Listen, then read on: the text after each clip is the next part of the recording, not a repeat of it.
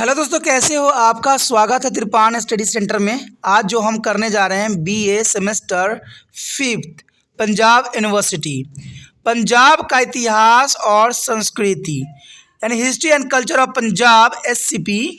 और हमारे समक्ष जो यहाँ पर चैप्टर आया है 1907 का विद्रोह, कारण और प्रभाव, जो कि काफ़ी महत्वपूर्ण है। Cases and consequence of uprising of 1907 is most important है। यहाँ पर जो है हम 1907 में हुए विद्रोह को विस्तार पूर्वक चर्चा करेंगे और जानेंगे हर एक पहलू जो अब तक आप जान ना सके।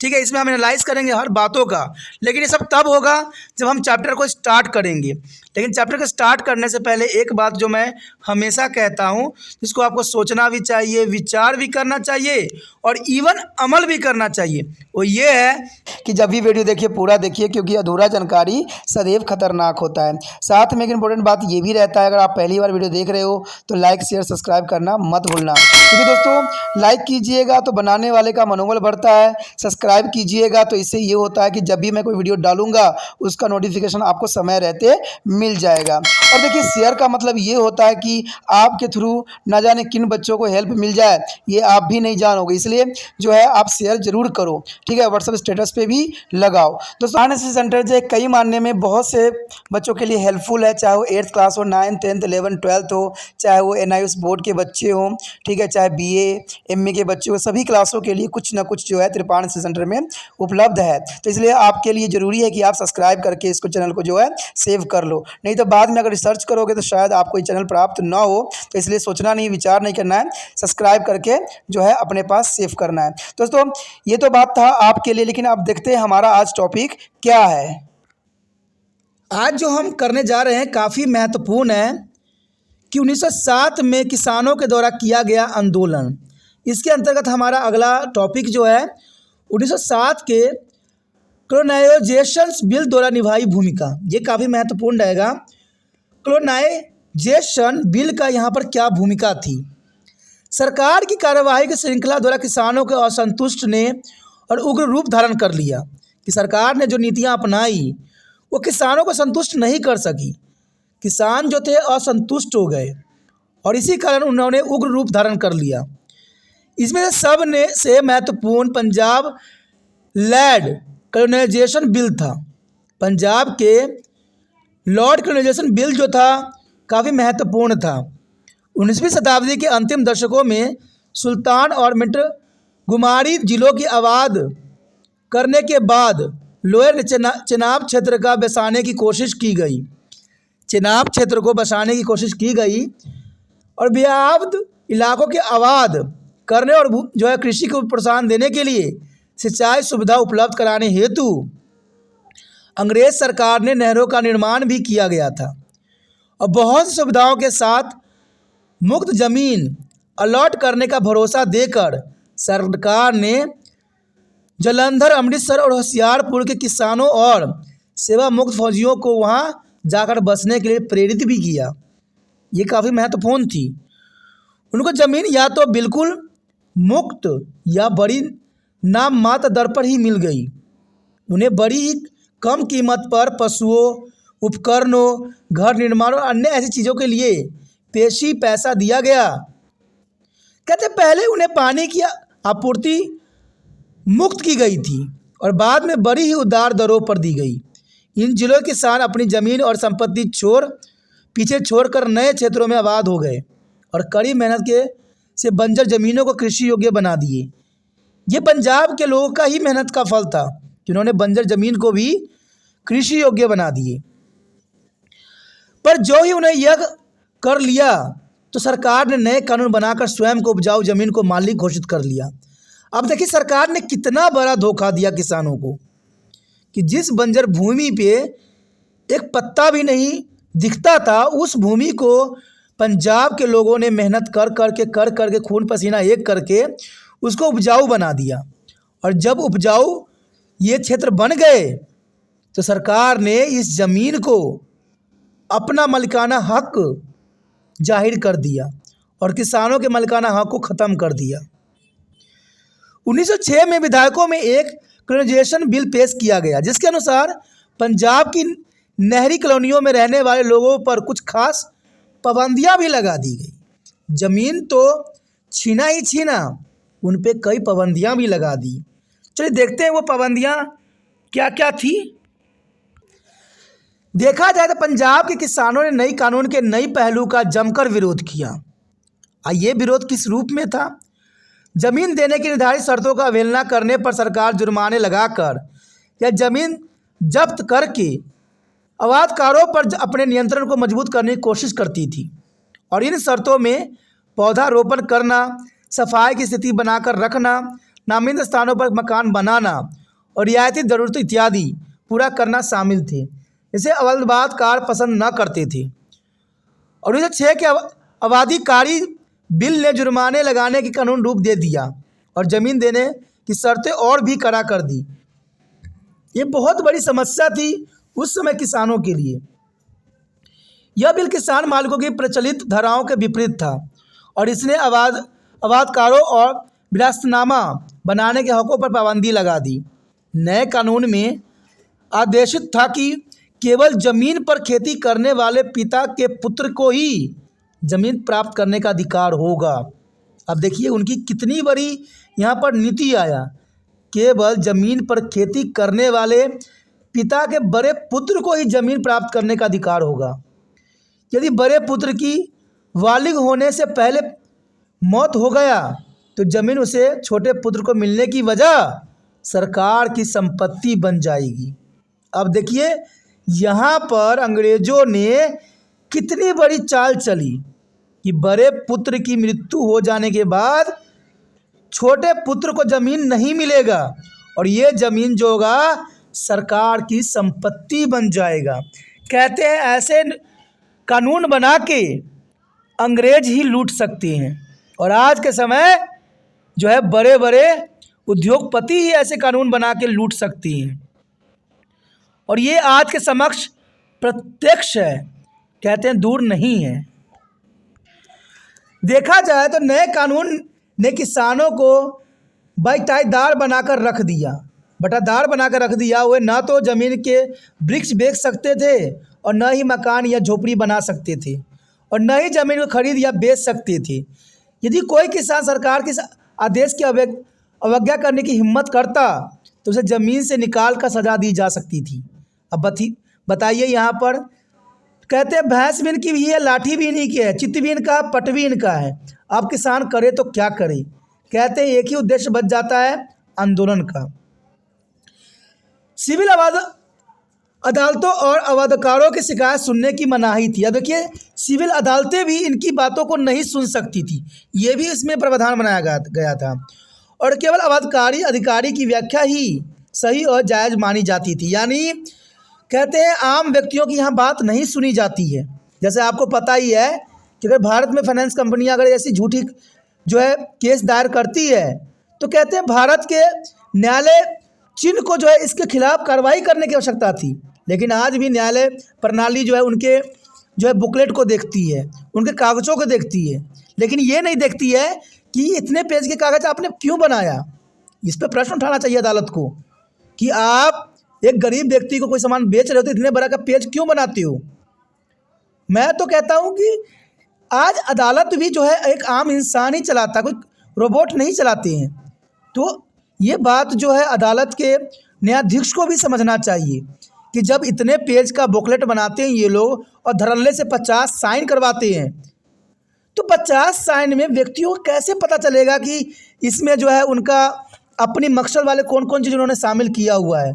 और ये कानून को आवाज़ उठाना चाहिए, सरकार को आवाज़ उठाना चाहिए फाइनेंस कंपनियों को कि भाई ऐसा आप रूल क्यों बनाते हो। आप देखिए न्यूज़ पे कितने अच्छे प्रचार आते हैं कि कोई डॉक्यूमेंट नहीं होगी, बहुत ही कम डॉक्यूमेंट होगी। अरे भाई लोग तभी परेशान हैं डॉक्यूमेंटों से।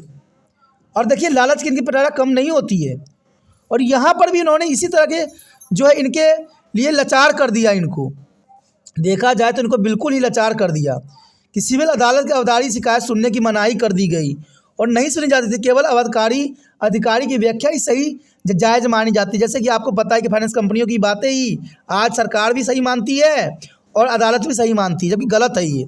इसे लाचार अवैधकारी केवल अवैधकारी अधिकारी की दया पर ही निर्भर होकर रह गए।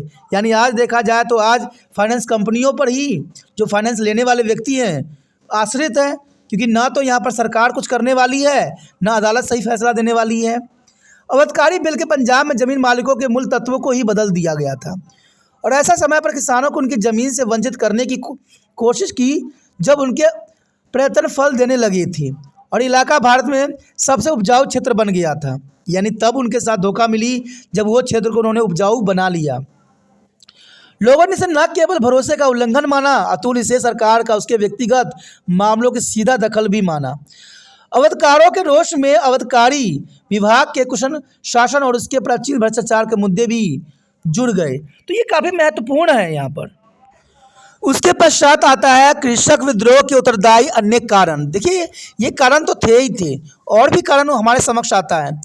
कहते हैं अवधकारी बिल के साथ ही नवंबर 1906 में सरकार ने बाड़ी द्वाब में नहरी पानी के शुल्क में तीक्ष्ण वृद्धि भी कर देने का आदेश दिया। यानी देखा जाए तो पानी के भी जो शुल्क दी जा रही थी, फ्री दी जा रही थी, उसमें अचानक जो है वृद्धि कर देने की आदेश दिया गया। जहां से अमृतसर, गुरदासपुर और लाहौर जिलों में सिंचाई होती थी, स्वयं से ये औसत वृद्धि ही 25% थी, पर विशेष फसल पर यह 50% जो है ऊंची थी। इसके साथ ही नई सेटलमेंट और परिणाम स्वरूप जो है रामापिंडी जिले के भूमि लगान में भी तीखी वृद्धि हो गई। कहते हैं किसान अपने दैनिक जीवन में दखल देने की सरकार की कोशिश और साथ ही निम्न अफसरशाही व्यापक भ्रष्टाचार के कारण पहले चिड़े हुए थे, जो कानून के जाल द्वारा उपलब्ध किया किसी भी मौके का हाथ से नहीं जाने देना चाहते थे और उन्हें रिश्वत के लिए परेशान भी किया करते थे।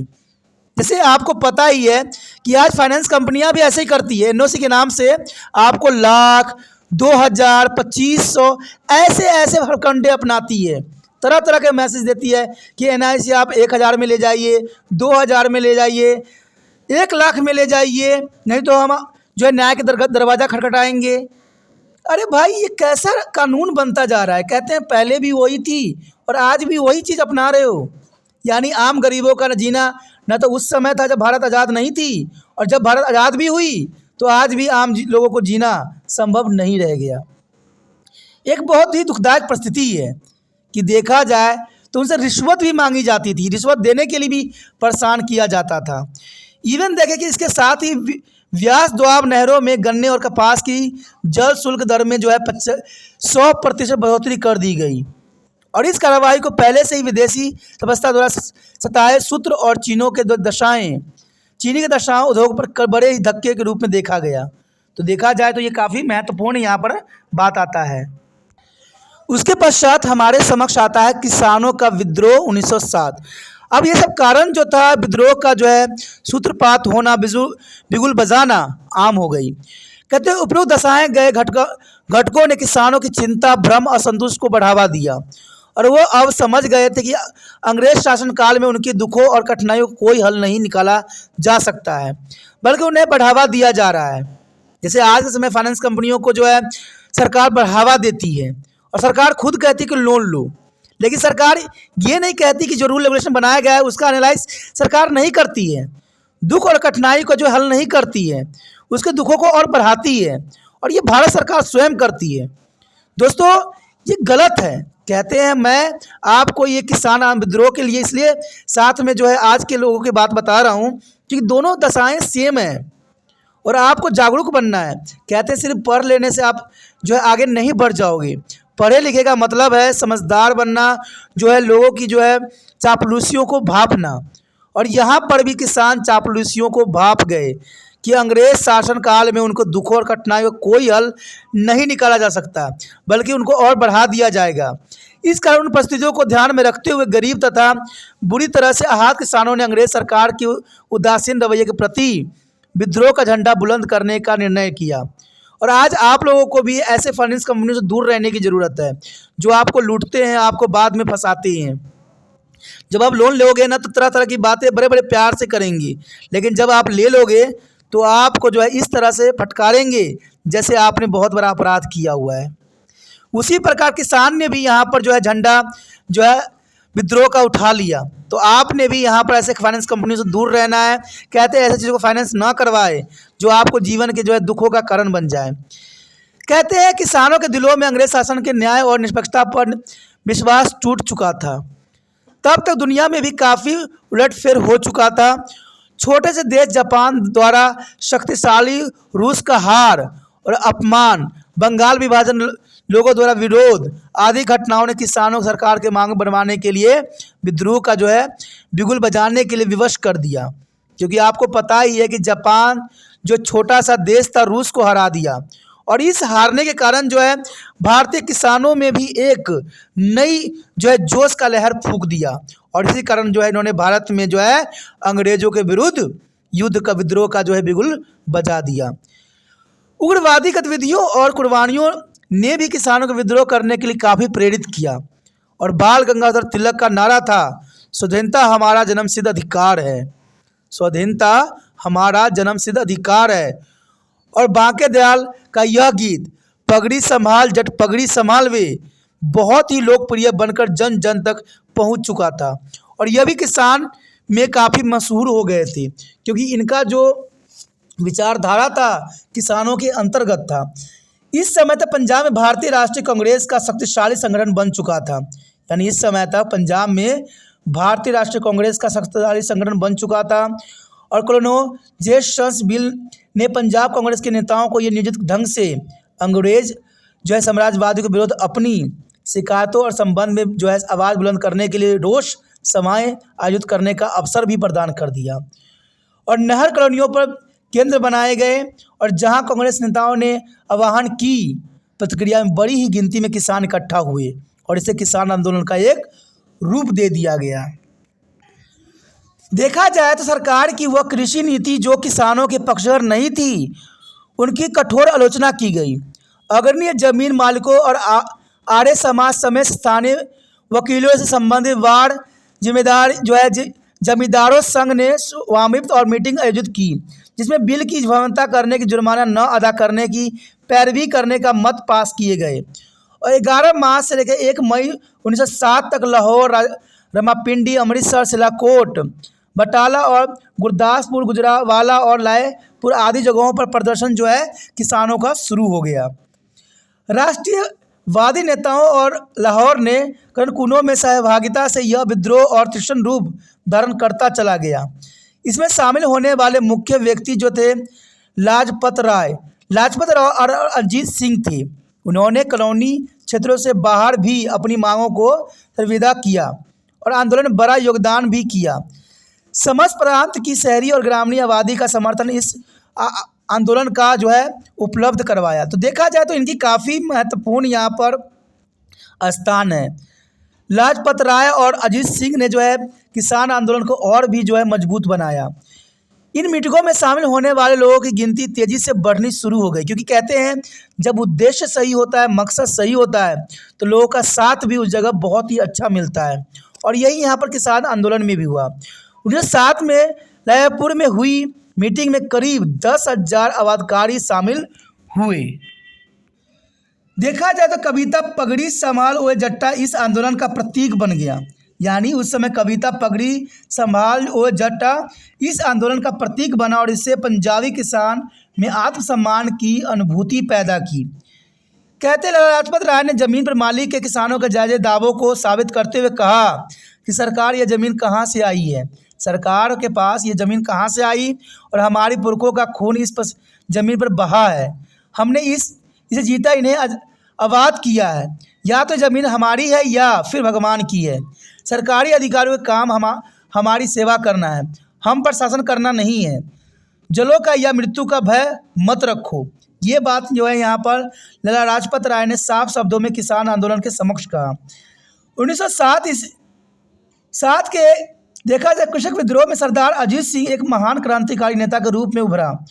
उसने अपनी देशवासियों को बताया कि लाखों भारतीय भारत में मौजूद 50,000 अंग्रेजों को आसानी से परास्त कर सकती हैं, क्योंकि भारत में अंग्रेज सिर्फ 50,000 थे और भारत में जो भारतीयों की संख्या उनसे 100 गुना अधिक थी। अजीत सिंह, किशन सिंह और सूफी आबाद प्रसाद के प्रयत्नों के कारण अंजुमन मुहिवन ए वतन शामिल हुए, जिसे भारत माता सभा ने भी जाना जाता था। इनका सिद्धांत था, वह जो दूसरे के अधीन है वे अन्य लोगों के बारे में सोचा नहीं कर सकती। बात सत्य है कि वह जो दूसरे के अधीन हो वो अन्य लोगों के बारे में नहीं सोच सकता है, और वो देश के बारे में तो कभी सोच भी नहीं सकता। इसने किसानों और बुद्धिजीवियों के मध्य जो है आंदोलन को गति देने का कार्य भी किया, क्योंकि जो इन्होंने शब्द बोले कि वह जो दूसरे के अधीन हो वो अन्य लोगों के बारे में सोच भी नहीं सकता, इसके कारण बुद्धिजीवियों में बहुत ही आंदोलन की गति प्रदान हुआ। अजीत सिंह के प्रयत्नों से अमृतसर और लाहौर के किसानों ने भी अवामी मीटिंग करके बाड़ी द्वाब नहर पर बड़ी पानी के शुल्क दरों के विरुद्ध विद्रोह किए। अब देखिए, जो पानी उनको फ्री में दी जा रही थी, निःशुल्क दी जा रही थी, उसमें सरकार अचानक क्या किया, वृद्धि कर दी, उनके दरों में, शुल्क में वृद्धि कर दी। अब देखिए, यहाँ पर भी लोग जो थे लालच के आड़ में फंसे, यानी पानी उनको पहले फ्री दी जा रही थी, नहरों से पानी मुक्त शुल्क दी जा रही थी, लेकिन बाद में जब सरकार ने पानी पे जो इतनी अधिक बढ़ोतरी कर दी तो उनकी दशा जो थी दयनीय हो गई। जैसे अभी भी देखिए, कई क्षेत्रों में सरकार ने क्या किया है, पानी को फ्री देने की घोषणा की है, लेकिन बाद में देखना, जब सरकार पानी पे अधिक शुल्क लगाएगी तो आम जनता जो है आंसू बहाएगी। तभी त्रिपाठी सिटी सेंटर हमेशा कहता है कि कहते हैं फ्री के लालच में कभी ना हो, फ्री के लालच हमेशा खतरनाक होता है। ये नेता लोग आपको सिर्फ फ्री के आड़ में आपको फंसाते हैं, आपको ललचाते हैं और अपनी सरकार बनाते हैं, और आप भी उनके लालच के फ्री के लालच में आ जाते हो। जैसे अंग्रेज भी उनको पहले पानी फ्री में देते थे, और बाद में जब है पानी पर उन्होंने दरों को वृद्धि कर दिया। अब शुल्क के दरों में वृद्धि, विद्रोह किए और नए दरों के जो है देने से इनकार करने का भत्ता पास किया। ये भी उस समय उनके कानून में था, और आज भी ये बात आप लोग के समक्ष है। तो सोचिए, विचार कीजिए, क्या सरकार आपको लालच दे रही वो सही है? अगर सही नहीं है तो आप ऐसे सरकार को चुनते क्यों, जो आपके देश को जो है खोखला करते चले जा रहे हैं और आपके जो है कमज़ोर बनाते चले जा रहे हैं। बाद में देखिए दोस्तों, एक बात हमेशा याद रखिए कि कोई भी नेता लोग जो है खून पसीना आपके लिए जो है पत्थर नहीं तोड़ने जाते हैं, आपके लिए किसानी वो नहीं करते हैं, वो आपके कमाए हुए पैसों को जो है लूटते हैं। और वो कैसे लूटते हैं? जीएसटी के नाम पे, टैक्स के नाम पे, और तरह तरह के जो है आपको जो है सुविधाएं देते हैं, जो आप देते हैं वो सारी के कारण आप उसको लूटते हैं। तो सरकार अपने जेब से कभी पैसा खर्च नहीं करती है, आपके तो जेब से पैसा वो छीन लेती है, तो जेब से कब खर्चा करेगी? तो लालच में कभी मत आना। यही कारण था कि रायपुर में एक सभा को संबोधित करते हुए अजीत सिंह ने कहा था साफ शब्दों में कि हमें सरकार की मदद नहीं करनी चाहिए। जब सरकार ऐसी लालच दे तो सरकार की मदद नहीं करना चाहिए, चाहे वो न्यायपूर्ण काम करे या नहीं, क्योंकि वह हमारे देश से संबंधित नहीं है। हमारे देश में कभी भी लालच की पिटारा हमने नहीं खोला। अंग्रेज चोर हैं, हमें उन्हें निकाल देना ही चाहिए। मुझे चाहे फांसी दे दी जाए या फिर जेल भेज दिया जाए, मुझे कानून की परवाह नहीं है, अत्याचारी की सज़ा मिलना ही चाहिए। कहते हैं जो अत्याचारी होगा उसको सज़ा मिलना ही चाहिए। यही जो थे शब्द अजीत सिंह के थे, और यही जो है हर एक किसानों में जो है एक नई जोश भर दिया। 2 मई को रामापिंडी में पुण्य हड़ताल की गई और ये विशाल मुजाहरा आयोजित करने के लिए 1857 के गदर की जो है 50वीं वर्षगांठ चुनी गई। यानी देखा जाए तो 1857 जो क्रांति हुई थी उसकी 50वीं वर्षगांठ चुनी गई, जो कि काफ़ी महत्वपूर्ण समय काल था। 1857 में क्रांति हुई और 1907 में जो है किसान आंदोलन को जो है चुना गया। इन मीटिंगों में तीक्ष्ण सरकार के विरुद्ध जो है धून प्रफुटी हुई, अपील की गई और सांप्रदायिक एकता कायम रखी जाए, ये बात मुख्य रखा गया। और किसानों से अपील की गई कि वे अपना आत्मसम्मान बचाने के लिए अपने हकों के लिए उठ खड़े हों। नए मुजाहरों और मीटिंगों होने से सरकार की विरोधी गतिविधियों को तेजी मिल गई और मुल्तान में जिला संघ का उद्घाटन हुआ, जबकि लाला हंस राय सैनी के नेतृत्व में रामापिंडी संघ पुण्य जागृत स्वदेशी अभियान का भी केंद्र बन गया। कहते हैं अलगवादकारियों के उद्देश्य का समर्थन राष्ट्रीय प्रेस ने भी किया। पंजाबी पैसा अखबार और भारत माता ने जो बलात्कारी गतिविधियों को भी भारी कवरेज दी और लोगों और अत्यधिक जागरूक और प्रेरित किया। कहते हैं ये आंदोलन काफ़ी महत्वपूर्ण था जिसमें हमने इसके बारे में जाना। अगला टॉपिक जो हमारे समक्ष आएगा, सरकार की प्रतिक्रिया, जो कि काफ़ी महत्वपूर्ण रहेगा आपके समक्ष। तो आप बने रहे तिरपान स्टडी सेंटर के साथ। जितना हो सके इस वीडियो को शेयर करने की भावना आपको मन से जाना नहीं चाहिए। जितना हो सके शेयर कीजिए, और शेयर करने के कुछ नहीं करना है, यूट्यूब से लिंक को कॉपी करना है और वर्चुअल एड्रेस पर लगा देना है। पहली बार मेरे चैनल पे आओ, पहली बार वीडियो देख रहे हो, अगर समझ आ रहा है, अच्छा लग रहा है, तो जानना सी बात है, चैनल को अपने मोबाइल में सेव कीजिए। और सेव करने के लिए आपको पता ही होगा कि चैनल को सब्सक्राइब करना होता है। जो रेड बटन आपको दिख रहा है सब्सक्राइब के बटन दबाइए, और दबाने से आप जो है तिरपान सेंटर के साथ जुड़ जाइएगा। जो भी तिरपान सेंटर यहाँ पर जो है आपके लिए वीडियो डालेगा उसका नोटिफिकेशन भी आपको मिलेगा। और आप जो कहते हैं आप जिस क्लास में होगे 8 से लेकर MA तक के बच्चों के लिए बहुत से वीडियो उपलब्ध है। सोचिए नहीं, विचार न कीजिए, तिरपान स्टडी सेंटर को सब्सक्राइब करके अपने मोबाइल में सेव कीजिए।